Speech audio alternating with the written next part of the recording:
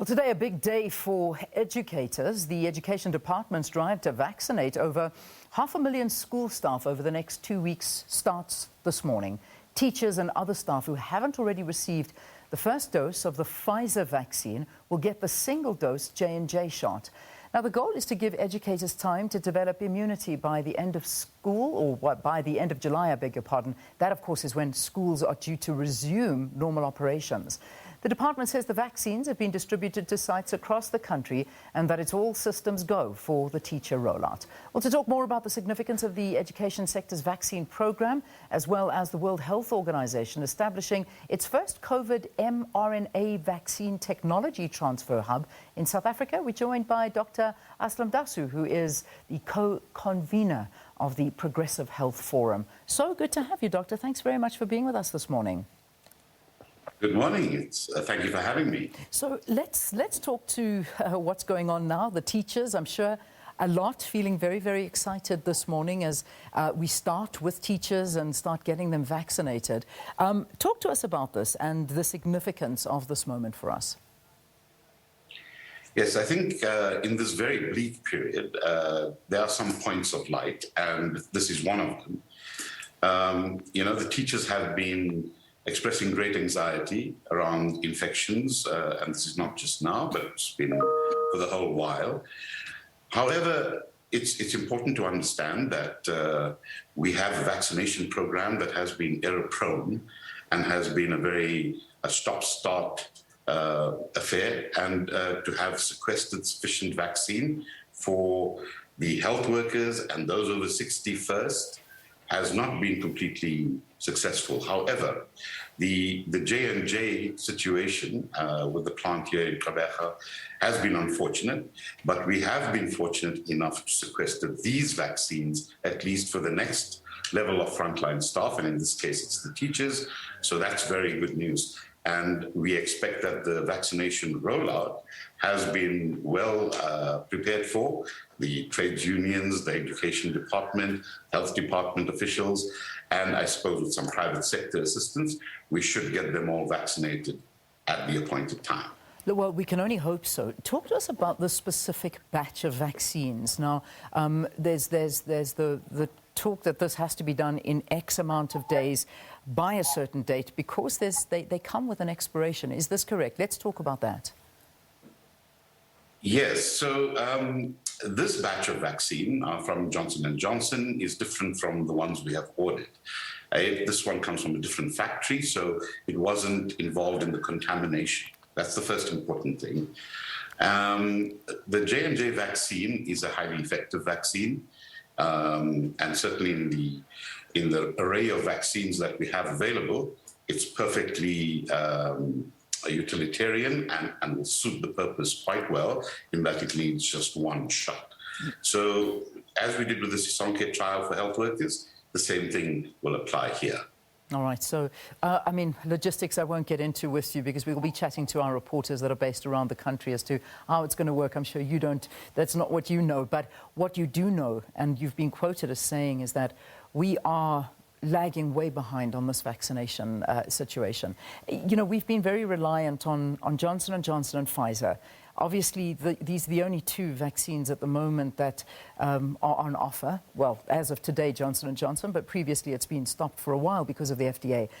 Should we be looking wider and more for a vaccine to speed this up? Because it's just at a snail's pace right now. Without a doubt. In fact, the problem is deeper than even you have described, and that is worrying enough. But there has been a great degree of laxity in the program.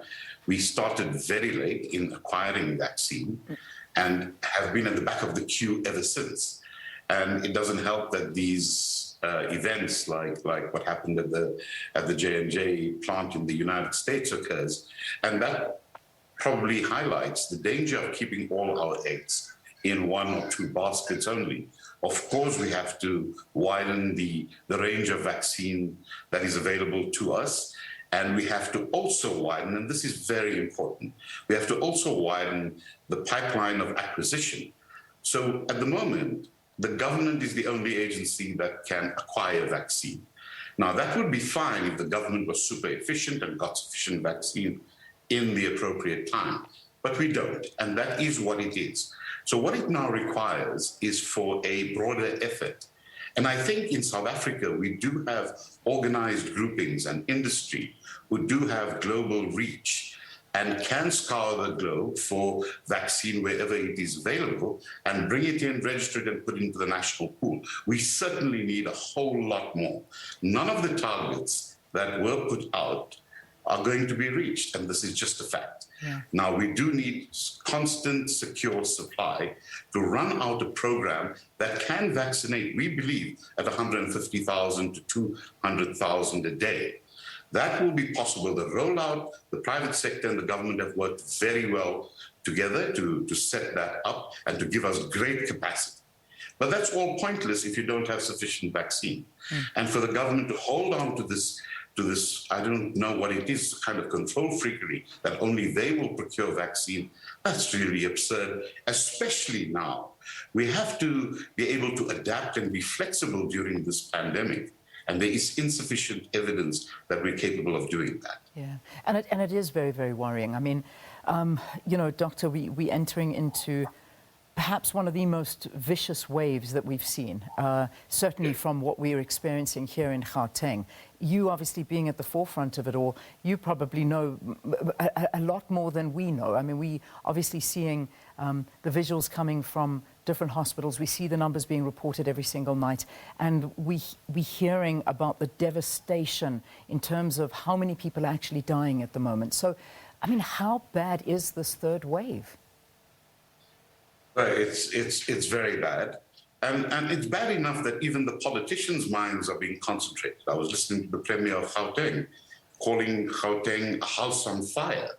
And I think that's a correct analogy, because when an institution or a structure is on fire, you have to move as best you can to put that fire out. Now, it doesn't help when your firefighting equipment is decrepit, as our health system here in Gauteng is proving to be. So it's becoming easily overwhelmed, especially with these record numbers of infection. It is as bad as you might think it is at our facilities right now. Health workers are stretched to breaking. Wards are completely full. There has been insufficient preparation for additional beds and for additional staff in preparation for this wave. And no one, unfortunately, can make the excuse that they didn't know this was coming. It was already predicted 3 months ago, almost to the week, and that is exactly what has happened. And right now, we do need a kind of command and control capacity in the health system that expands its own capacity so that we can cope with this. People, hundreds of people are being nursed at home on oxygen, and that's completely unsatisfactory. And just remember, as we see these numbers coming through on a daily basis, numbers of infections, it's probably much higher than that. But the important thing is that within 2 weeks, those who are infected, who will need hospitalization, are going to start coming through.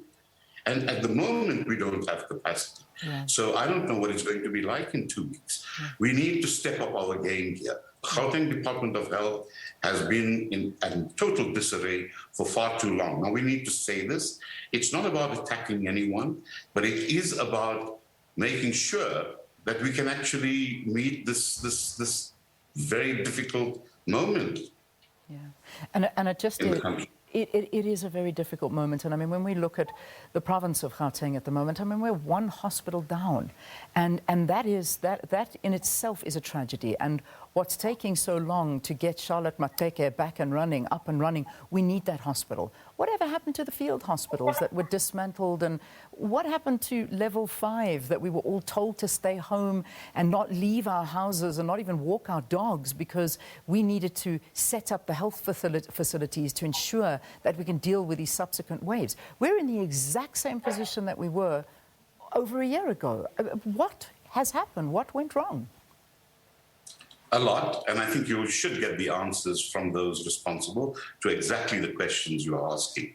As far as the field hospitals are concerned, a number of them were shut down after huge investments in them and were never recommissioned in preparation for this wave. So it's a real problem. And I think the idea of going into stricter lockdown, yes.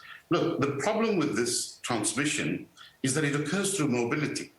However, the government has no room to further restrict the economy. And we know this, and there's no secret to it. So we have to do what it takes now. In the absence of having been vaccinated, we now have to take the view that it's really up to us. The ball has fallen in our court, that is the people. Ordinary people, you, me, and everyone else. We now have to behave as though we're under level 5. We need to keep the economy going, and I think that is, common cause.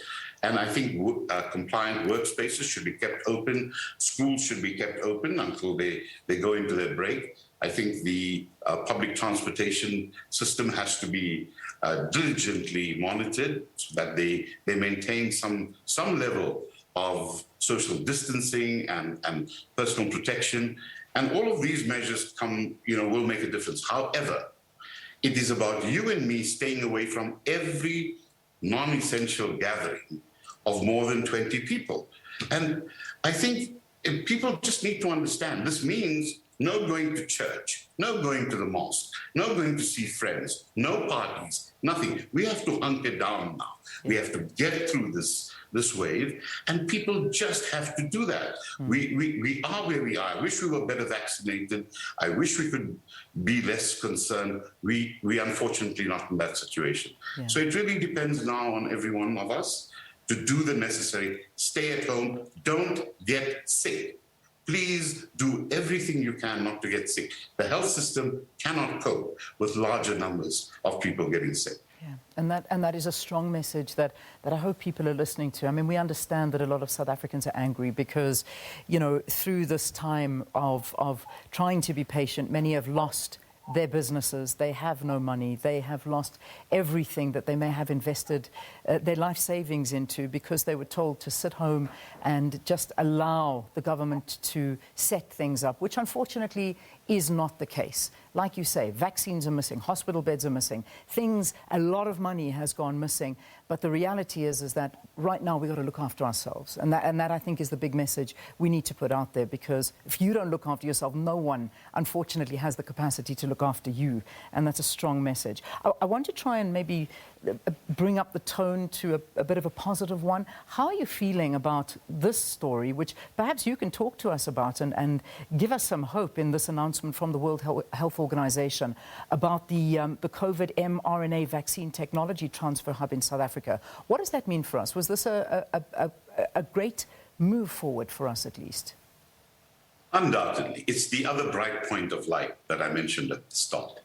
Look, this has been a struggle of decades. For 30 years, and I know about this because I was involved in it from the start, we have been trying to ensure that intellectual property on pharmaceuticals does not impede access to medicines, especially in poor countries. Now, the first major move towards that occurred when the WTO adopted the TRIPS agreement. This, for the first time, allowed the possibility for countries and governments to, with the permission, of course, of the license holders and the other countries in the WTO, to parallel import, compulsorily license companies to produce drugs in cases of absolute need and emergency. We had this problem during the AIDS crisis. This development is the next big inflection point in that whole long struggle. And kudos to the president for seeing it through and pulling it off. It means a lot in terms of our future capabilities to deal with pandemic-like events. And we are in the age of pandemics. We must make no mistake about that. There will be more, and we do need capacity. We can't be sitting here waiting for a few companies in the north to produce enough vaccines to be able to supply the whole world.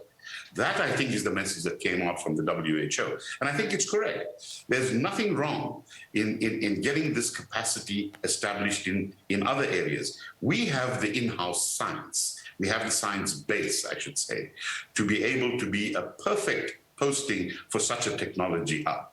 How this will work is that companies will voluntarily do what is known as patent pooling. That means the patent that they hold the license over, or a company, will be shared with organizations here which have capacity, build up the technology capabilities of these companies so that they can start producing vaccine at scale.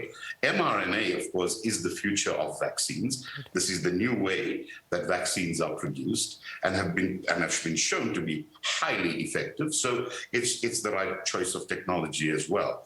We do have, like I said, the training capability to get ourselves up to speed. It'll be a huge boost for our scientific investment in the country, and most importantly, we will not have to bellyache about getting enough vaccines for South Africa and for other countries on the continent if this comes to pass. Fantastic. Well, Doc, thanks so much for talking to us. I think leaving it on a positive note is where we will leave it this morning, because it's hard to find light in this time, and at least you've given us that one little pearl that we can hold on to. Dr. Aslam Dasoo, co-convenor of the Progressive Health Forum, basically talking to us about the start of the education sector's vaccine program and the country's COVID-19 pandemic response, and also giving us a firm warning there. Really, just look after yourself. It has to be the case.